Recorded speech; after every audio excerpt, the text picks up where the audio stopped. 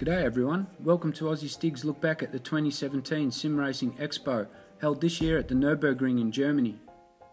First up, and probably the biggest news at the Expo, was the unveiling of Fanatec's Podium direct drive wheelbases. Here's a few facts I picked up during my time on the Fanatec and Project Cars 2 stand.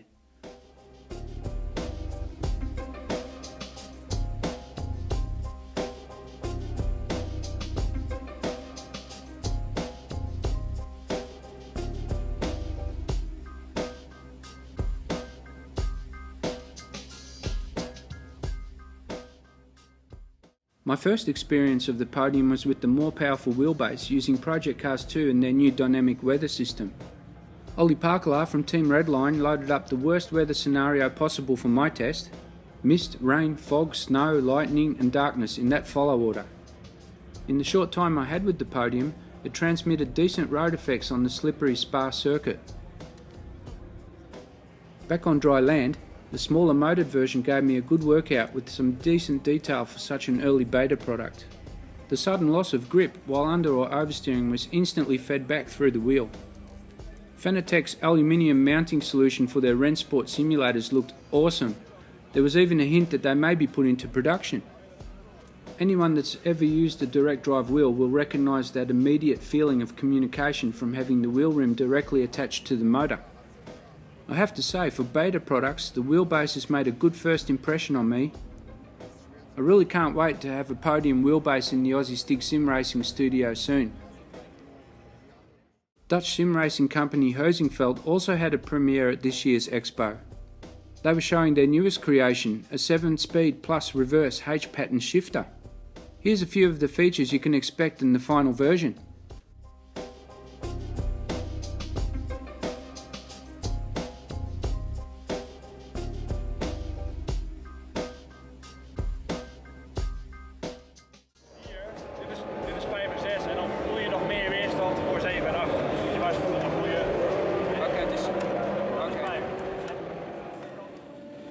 Niels Heusinkveld told me that their aim is to market the shifter as a combo shifter. It will be both sequential and H-patterned. Heusinkveld had the shifter set up on one of their aluminium profile simulators. The simulator was running a Bodner direct drive wheel, their own pedals and Reitzer Studios Automobilista. I had an absolute blast doing some heel and toe driving around the short Brands Hatch Indy layout. The shifter's double centre spring did take a little getting used to before I could put in some quicker laps. The overall feeling was nicely mechanical and very tactile. No pricing or release date was mentioned on the stand, but I'm still looking very much forward to the finished version. On to JCL from France and one of the coolest motion rigs at the event. Their V4 simulator stood on 4 D-box actuators and used 2 SCN actuators to power the surge motion on their rig. The quick release systems for the main controls took just seconds to adjust the rig to suit my driving style. Driving the rig with its self-tensioning harness combined with the surge motion made it feel very immersive. The only thing missing was traction loss. Overall, it was a great simulator to drive, one that would be awesome with VR as well. Sit back and enjoy the sound of the Radical SR8 hammering around Bathurst.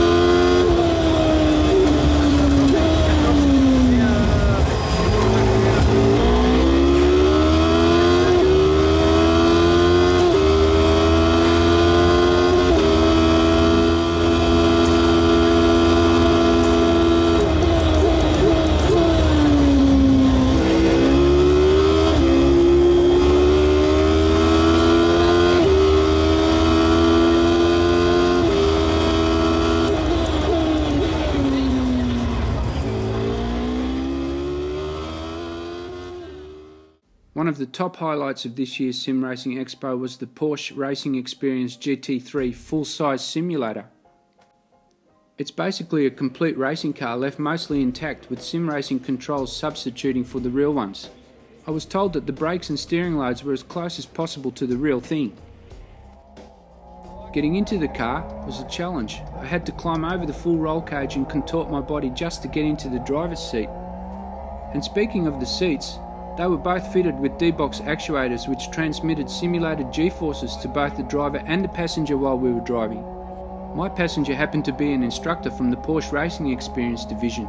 He gave me some handy tips for the circuit while driving. I even managed to impress him with a good lap time. I loved fighting against the wheel. The 130 kilo brake pedal was awesome to use. This simulator was so good, I included 2 full laps of the Nürburgring's GT Sprint layout in this video.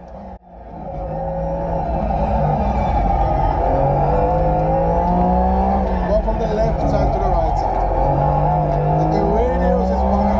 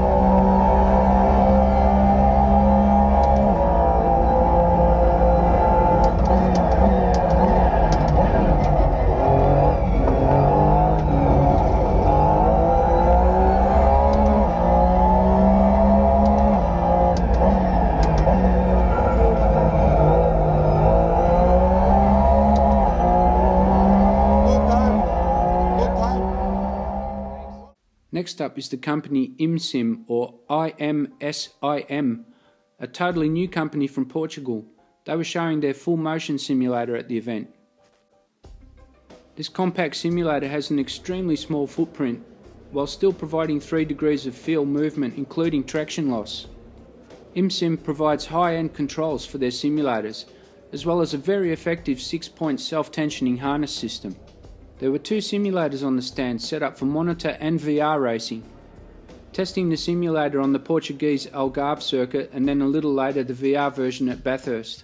It was clear that IMSIM have worked hard on their in-house software, which made for a lively sim racing motion experience. Overall, I enjoyed my 2 stints using both their simulators at the event.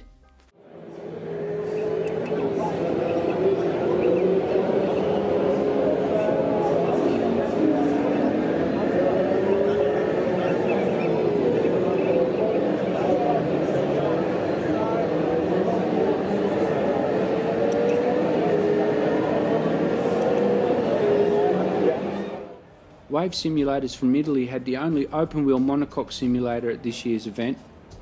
It was all decked out with a functioning G-seat, professional steering wheel, pedals and 3 degrees of motion, including traction loss. After I hopped into the simulator and got myself situated in the slightly uncomfortable G-seat, one of Wave's personnel made some control adjustments for me and I was good to go. Out on the Imola circuit in the Wave, the first sense I had of the G-seat and the self-tensioning harness was that it felt a little unnatural. The whole seat moved forward under braking and was a little off-putting. But after driving a few more laps I got used to that feeling and it began to grow on me. And by the end of my stint I managed to put in some reasonably quick laps.